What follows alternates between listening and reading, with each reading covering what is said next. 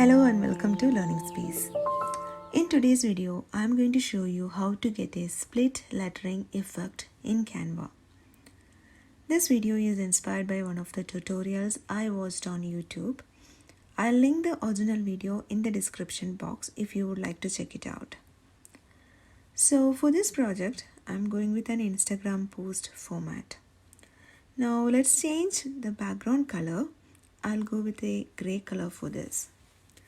Next step is adding the text you want to split. So here I am typing the word poetry. Now change the font and color and size of the text as you would like. I will stay with the black color for the text.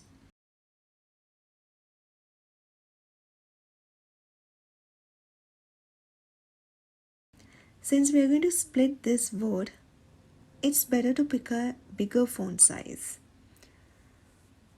Once you're pleased with your text, duplicate the text.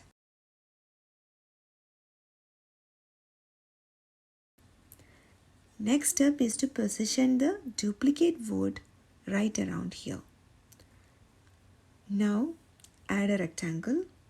So I use a shortcut to bring the rectangle, pressing the letter R.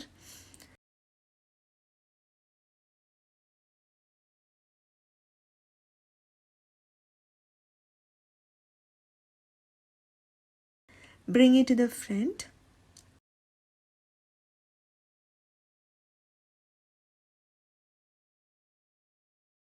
And change the color of the rectangle same as the background color so that it will blend with the background.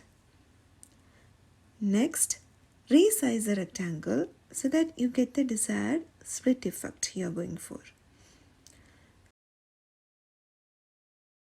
Now I am adding another text, Void Thoughts here.